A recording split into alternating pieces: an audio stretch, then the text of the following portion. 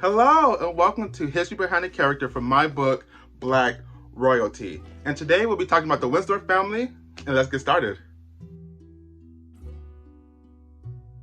The person who plays Norman is Ron Jack Foley. We have Eric Rutherford, who portrays Arthur, Justice Jocelyn, who is Sebastian, and Matthias Mill, who is portrayed by Marcellus. Alright, so before we get started with this, I do want to say that there are spoilers in this, so if you haven't read the book or if you're not caught up, then I advise that you skip this part and yeah, just catch up. All right. So I want to get started with Norman Winsdor. So he is the high priest in Cortland, and he is a man who does whatever he wants. He does not care whose souls he steps on. You know, he's a high priest. You know, he's from the higher power. He believes he's connected to God, and it's just his whole character is what really sets things off in motion. Before I get into the story of where Norman is introduced, I want to say that from the very beginning, Norman and King Torrin, they were very close friends. You know, Torrin was the one who made Norman the high priest of Cortland, and so their friendship was really close. They were like almost like brothers. And so now the story has taken place. We meet Norman when a young gay male is brought before court and is tried for homosexuality, which at that time was very frowned down upon. And so he gives Torrin the decision of how to handle him. And so Torrin, being the generous man that he is and the generous king that he is, he decides not to punish him. He decides to let the man live, and he shows him mercy. But but Norman, being the stubborn man of God, I should say man of God, he decides to punish him, kill him, hang him on a cross like Jesus Christ, and this is what sets things into motion, this is where everything unfolds, this is where the battle takes place, and I will get into that in a little bit. Torrin finds out that it was Norman who executed the young man, and Torrin is a man that believes his word is his bond. So whenever Norman went against his rule and executed the man, Torrin had no other choice but to punish him. That was the only thing that could be done, so the people don't think that Torrin was weak. You know, he had to show that even the high priest has consequences going against his word. So you know, as I said early in the beginning of the video, they were very close friends, and having to punish Norman was something that really hit home to him. So Torrin does what he has to do, and in other words, he kills him. He chops his head off. He beheads him in front of all of Cortland. And before I get in any further, let me start with the characters, because yeah. Arthur Winsdor, he is a man I honestly loved writing. He's very honest. He's very loyal. He's just a man that's likable by many. And in the beginning of the story, he meets. So let me backtrack. Norman and Arthur are brothers. They're brothers. So Norman is the high priest, and Arthur is just the hand of the king. So that whole Torrin and everybody and the brothers are very close. I should say that. So Arthur and Samara, the queen Samara, so they have a thing. In the early stages of Cortland, whenever Torrin took position as king, Samara and Arthur, they were in a relationship. I'm gonna be honest, they were in a relationship. You know, they had the secret love for each other, but whenever she got pregnant by her first son, Romero, they called things off. You know, she wanted to keep her loyalty to the king, and before Torrin did anything crazy, they ended their relationship. And even though Arthur is married and has his own child, he never stopped loving Samara. He never stopped loving her. And even to this day, even 1,000 kids later, he still has love for her. And I do believe that Samara still has love for him as well. It just, you know, life happens. She has kids, he has a kid, and she's the queen. She just can't drop everything and chase after this love, even as much as she wanted to. You know, they still love each other, but she can't. She's the queen. She just can't up and leave and run away when she had the chance to. Do I believe that Torrin knew about Arthur and Samara? Absolutely, 1,000%. He knew. Come on, he knew. He had spies all over the kingdom. He knew. So, but I do believe that Torrin is not perfect, and so whenever Torrin, he placed his kingly duties before his family and before Samara, and you know, of course, Samara felt lonely. Who else was she supposed to turn to when Torrin wasn't available to her? So yeah, he knew. He definitely knew. And now it's time to speak about Sebastian Winsdor, the son of Arthur. And Sebastian he's a complicated character. He was complicated writing him, and he's complicated in general. So, Sebastian is Nevers' lover, and they soon have this alliance that is them against the world. So Nevers falls head over heels for him because Uriah chooses Claudia, and he's not going to leave her. So Nevers meets Sebastian. The two of them become lovers, and that's when the story takes place between him. So meeting Sebastian, that was really when Nevers' story began. Of course, he was the son of the king, and he was an outcast in the family. But him meeting Sebastian and the events I'm about to explain really led way to how he grew as a person. And I'm gonna get into that, but first, let's talk about Marcellus. Marcellus Winsdor is the son of Norman Winsdor, who was the high priest, and in being so, Marcellus has control of the papal army. He's the general, he's the head of that, and he really can be seen as the villain of the story, but it depends how you see it. It depends how you see it, and let me explain. Let me rewind a little bit. So Norman, the high priest, he's executed for going against the word of the king. He's executed in front of all of Cortland. Word gets back to Marcellus, who's not that far from Cortland, and word gets back to him about what happened to his father. And so as this chaos is going on, Sebastian, who is Marcellus' cousin, decides to go tell him the news himself, and just to give him that respect than to hear it from somebody else.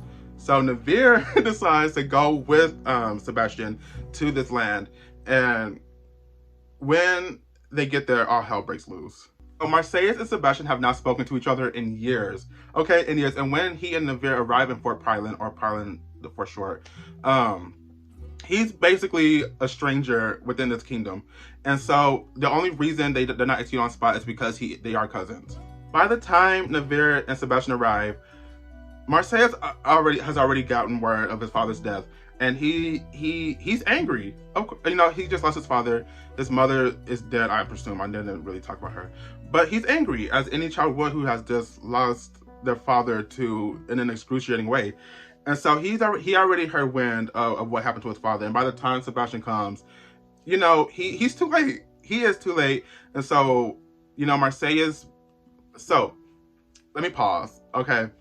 So Sebastian and Nevers, they're here together, and when they arrive to Marcellus's palace, Marcellus is like, "You brought the king, the son of the king, the man who killed my father before me." Like he's like, "You must think very low of me," and so it's just Marcellus is he's such a cool character. He's honestly such a cool character, and so he's like, "You brought the man who killed my father before me." He was like, "How do you must think so low of me?"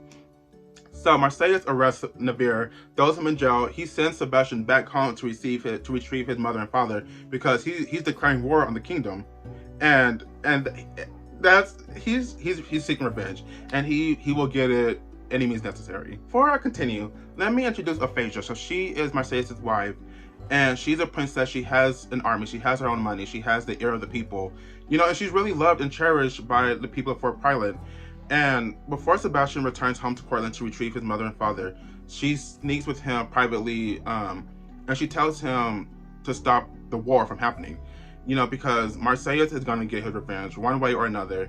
And the Fort Pryland can't afford another war. It's her men who are fighting in the armies who are in the forefront when the Templars, they're really there for backup.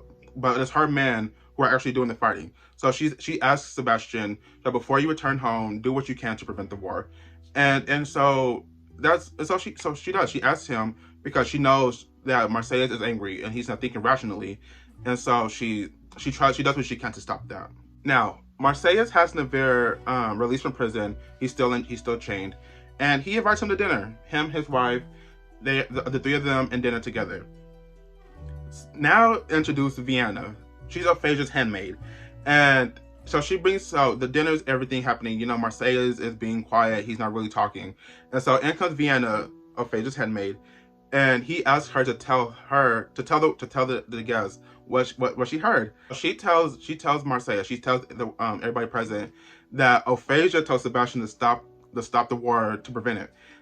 And So she betrays her. She betrays the woman she was sworn loyalty to, and Vienna and Aphasia dies on the spot.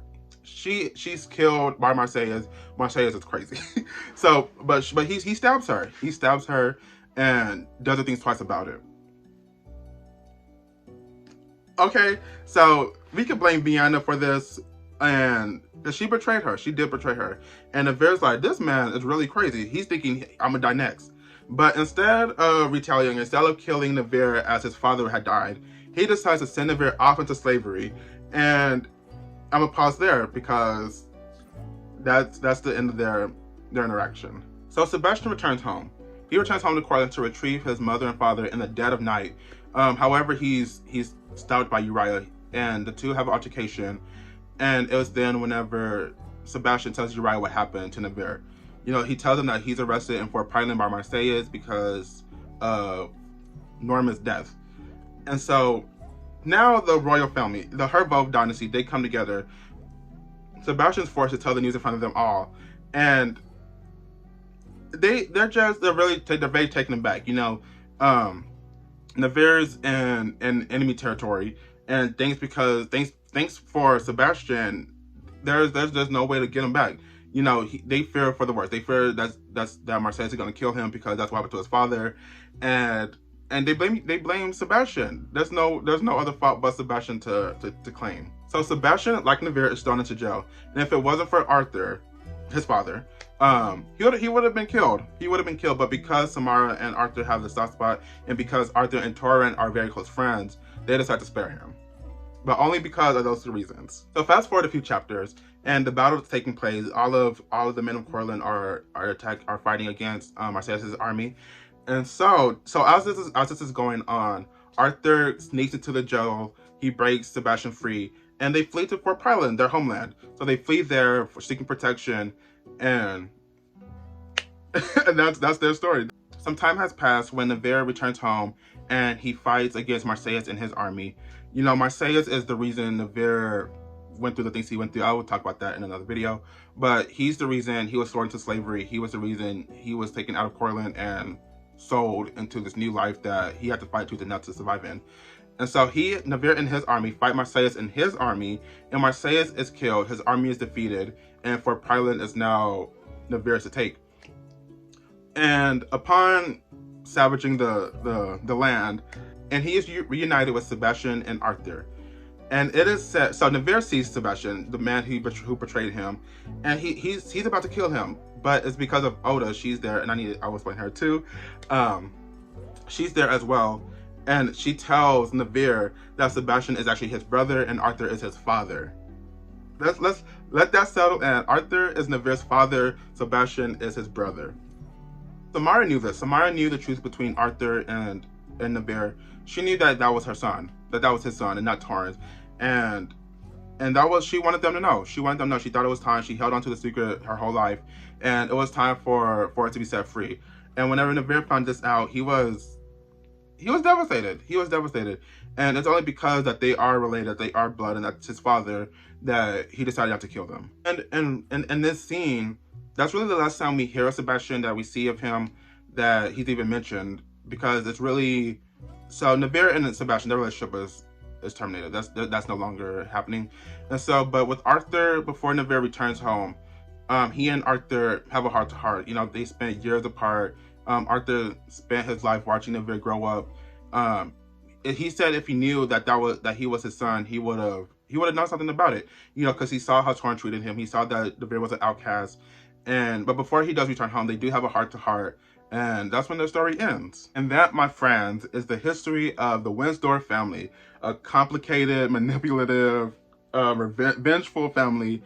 And they're a huge part of the Herveaux dynasty. Their presence is very known in the story. And it's because who they are was what brought things into motion. And that's it. I hope that y'all enjoyed this video. The next one, I'll be talking about the Herveaux family. And I'm excited for that one. I really am excited for that one. And I'll see y'all in the next video.